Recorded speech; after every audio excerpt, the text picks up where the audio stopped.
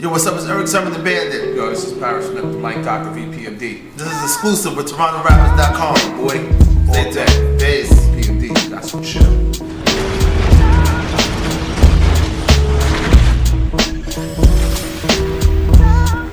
Are we here live in Toronto? Legendary group Epmd. When I mean legendary, I mean legendary. People who've paved the way. You guys got to give these guys their credit for what they've done so far. Still together, still rocking, and got a live tour in Toronto. I want you guys to speak about how it first came together, Epmd, the name, the group, how you guys met each other, and how you guys are still rocking. I just thought I moved to Paris's neighborhood. You know, I moved from one side of Brentwood to another side of Brentwood, where I moved to my grandmother's house, and I moved a block away from P. And I met Paris like going to school at the bus stop. And ever since then, that's how, you know, me moving there is how the group got together. Yeah, so basically Eric was coming from the side of town where the hip hop, the breakers, the b-boys, the dancers, and the DJ, so it was tough on his side of the woods. So by the time he got to our tracks, outside of the tracks, he was super ready to go with the lyrics and popping on a whole different level. And then just being young, going to school every day, you know, Eric was and still is a serious lyricist when he puts the pen down. All right, you guys being legends in the game, you guys seen the Rakim era, you guys seen the Jay-Z era, you guys seen your era, you guys seen Method Man, the whole Wu-Tang, the 2000 era, 2005 to 2011, the Wiz Khalifa coming in, now the Snoop Dogg, the Tupac. You guys been through it all, and to see you guys still standing together, I need you guys to like let the people know the unity that you guys have for each other and how you guys push egos aside to be successful business partners and how that's possible. Well, to me, it's dope to have a go-to cat who's gonna hit that shot and be prompt all the time and be on point and know just always on it like that, you know? I think to me, that's one of the illest things. Like, perfect example, I just woke up. You know, I called Eric, thought Eric was asleep. Eric was already down here. Boom, and that's the way it is. When you have a partner that you can count on, somebody knows stuff, like when you get fatigued, they there, or vice versa, whether it's lyrically, whether it's music, business, or just regular life, to be perfectly honest with you. What it boils down to, because I say too, spiritually, I said, because our thing too is very spiritual with us. And it's been like that from day one. I think that God had the plan from the door, and even though you got trials and tribulations that come in to play during the years, it's still a major plan. And when you have, you know, spiritually God in your life, then it really meshes. So when the years do pass by, you know how to deal with that. And that's what happens. So when people get into situations where crews can't figure out how to deal with each other, or, you know, how to still be, like you said, inside this fourth decade. This is our fourth decade out here. We're supposed to be here in 4 decades. How are we here 4 decades? So, but again, when you have that type of inner spiritual too, no matter what you're doing, it's gonna work. You know, there's no obstacles with that. And I tell people all the time, they say, you know, how you able to still be in here like that? Because it's not me, it's a situation. If your mind is right and you can be right, boom, you can do whatever you want to do. You can be here as long as you want to, like the Brett Favre's. People like, how he was able to withstand that? Because different mental. You know, you watching Tim Tebow right now. Right. Like, yo, you know, the mental is different. That will, and you see how spiritual he is. He come right out and say, you know, thanks to my Lord and Savior Jesus Christ, boom, whatever. And people won't understand that. I'm not trying to get really spiritual on you, but that's where my whole thing come from his too. Like, yo, you know, it's a bigger picture than what we hear too. People need music. Like right now, we're doing that thing for the starving people that are starving right now, for the, you know, hip hop for hunger. Hip hop for hunger. You know, there's a reason why why we here. You know, to do things like that. You know what I'm saying? So, you know, there's a purpose for people being here sometimes. So this is good. We're in show mode, ready to get busy for a good cause. Yeah, hip hop for hunger. Especially big shout out to Toronto. Toronto's always been good to us, so this is our last show of the year. Yeah, you guys coming to Toronto for years, almost 20 years, if not more. How's your experiences in Toronto? What have you guys noticed from the growth in Toronto from then to now? Well, we noticed the city done turned to New York. They got some lights downtown now. Definitely. You know, yeah, but this is dope. The people, the hip hop community, it's always been dope. Like, we used to sit home and watch Rap City and watch the Rascals. Yeah. and watch, Chocolate, and watch, Cardinal, and everybody get busy. Much music, right? We used to come here for that show. Right. So Canada's always been in the mix. Of course, was the phenomenon that's happening with Drake right now, but Canada has always been a hip hop force. And Socrates on the underground level. Socrates too. My bad. That's dope. Yeah, That's Socrates dope. too. He was. That video still in my head with the guitar with the white background with that still in my head right now. All right, you guys being legends, like a lot of artists will say now the game's totally switched up. There's a new artist, there's new perception of artists. Lyrics aren't so much there as they were before. It's more, they call it swag music now. Yeah. Money music, swag music. Rappers. How you guys feel about that? The new artists and the way music's going right now. Well, we never knock artists because you never know. Just like we happy nobody knocked us when we Like the Tim Tebow. You know what I mean? Yeah, You never know. You say Yeah. something, and the next you know, this guy's winning 5 games in the fourth quarter, Right. and then now they're pulling back all your interviews like that. So, but with us, we've been here for a minute. We don't have to rely on record companies, distributions. We put our own tours together. We put our vehicles together, and we proved ourselves. That's why some look at us as legends. But we never knock no new artists coming in because we was considered a little rough under the edges when we first went on the Run DMC tour. Yeah, it's true. I realize that now that you look at this as being kind of what, the East Coast NWA. Yeah. Epmd, we spoke it, and we came from it. People believed what we said, and we kind of when you look at the Mob Deeps and stuff like that, now you wonder how people was doing so much of that talk that they talk. Epmd, we talked that talk, and we walked it too.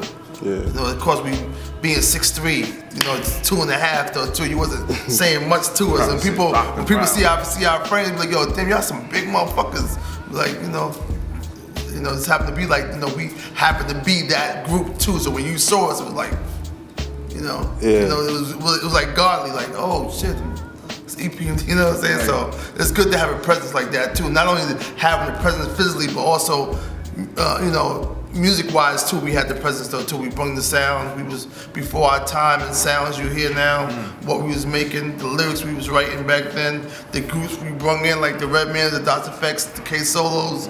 We was a force to be reckoned with. And sometimes we get noticed, but I always say, maybe when the next decade, they'll see how ill we really were, in music. All right, to be legends in the game, what does that mean to you guys? Say you guys are legends now. You guys, when you guys first came in the game, it was more about the hustle, try to get the next dollar, try to get fame and make the next hit record. And now that you guys could actually sit back. Yeah, it's dope. And nothing like this to be having that title, iconic legends. To me, is like the honor that these new cats got to be careful because they don't have that, and I doubt if a lot of them will get it, because their careers won't last that long. Yeah, it's a different time now. It's a different time It's now, fast food. and so to be in the category, to be a legend, to be iconic, that they can say it in their records, but it doesn't match. You have to have a career, you have to have success too to be inside that category. Right, You just can't have a hit record and then all of a sudden you do a couple of summers and it don't work that way. You have to really to say, okay, the Rolling Stones and Michael Jackson and Prince and Run DMC, and we glad to be in that, in that type of thing, to look at us, those guys as being legends. Not because you're old, it's because a legend to me is somebody who withstand the test of time. Not because you got old. You can be. They give a legend to somebody who got one album and he been around for so many years and he's a legend. That's not a legend to me. A legend is somebody who put the work in and stand the test of time to become that. We did enough work, enough accolades, enough decades to be in this position to be like, them guys, that's a legend. The Rolling Stones, those type of, the groups, the Pallet Bells and all the Run DMC, those type of people to be calling them icons. They be putting labels on too many people too fast. That's not what that is. It's crazy. And sometimes the artists do it too. They only be here for a year and then they write back their legend. Yeah, it's crazy. In their own music. It's crazy. With us, we worked so hard that when we looked up, people started telling us that. We had no idea. Yeah, till you look back and be like, hey, 20-something years, yeah.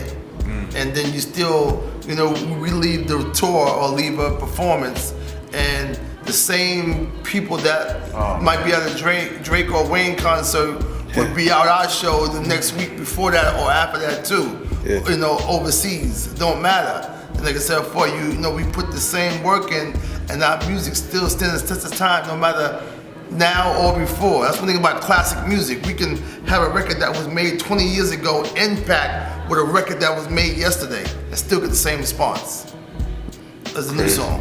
Right. So that's powerful. You know, you guys being legends in the game, I want you guys to think way back. When was that first show that you guys realized it was something special? Like, you seen the crowd rocking, the atmosphere was nice, everybody remembered. Like, how did that feel? You know, some people take backlash when they tell their families, you know, I want to become a rapper and not focus more on the school. And you guys being artists that are legends, as we were just speaking about, when that first show happened and you guys realized that this is something special, how did that make you guys feel? And if you guys can get back to that same time zone that you guys were at that time. Well, every time we together, it's that time zone, like pure pandemonium. We did more than like 100 shows this year, you know, in more than 20 countries and more than 20 states. So in the beginning, one of the shows I remember is when Chuck Chillout from 98.7 asked us to do a show in the Bronx at the Stardust Ballroom, and it was Super, Lover C, Heavy D, I think Bismarck. People Kane out. Yeah, and Public Enemy. Right. So, and it's just that, you know, it was one of my first shows, and it went from hearing the people on the radio and then seeing them on the video to actually being there. But I just, and my thing, I think I knew that we made it was when we got called for the Run DMC tour. You know, the tour was it for, in my experience, that we made it, because we was on the road with Run DMC, Public Enemy, and Jazz Jeff and the Fresh Prince. It was a different whole thing that went down. You know, I think in the beginning, you don't really, like, when you keep saying that we didn't plan none of this. This is how it went. Like, we didn't plan to be rappers. We didn't plan to come out and win. We didn't plan to go out there and get money. That be in your head. Our plan was to get on the radio. That was it. Whatever came after that is what came afterwards. Our mentality was we was doper than what we heard on the radio. That was our whole thing. Them guys is whack. Right. You know, Just if to they get can do well it, like, yeah, we was like, they can do that, we can do that, you know. All right, so with that being said, what tips would you give the new school in terms of making those hit records that mean something, that can take them to that next level? What's some tips in the studio and just in general being a new I think artist? at this time and era, it's going to go back to you having something special. What we did back then was something special. Right now, we're dealing with a bunch of followers, and what happens is you might get some haters, but me and Paris ain't broke, so we ain't coming from the point where, like I said before, we did 100 shows.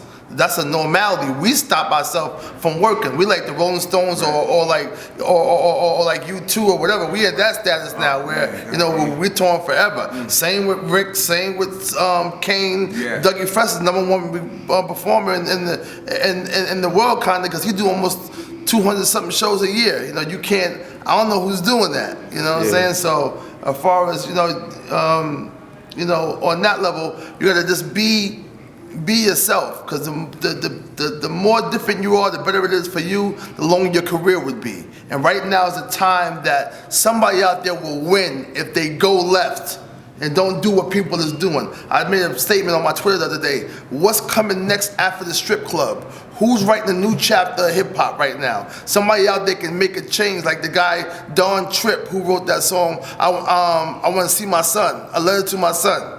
He's new, I don't know if you've heard of him yet, but he got one song out called A Letter to My Son, where he's killing it. Where he's one person too, that's, you know, we need more of that, trying to make the next step. What's the next step after the strip club? Where we going?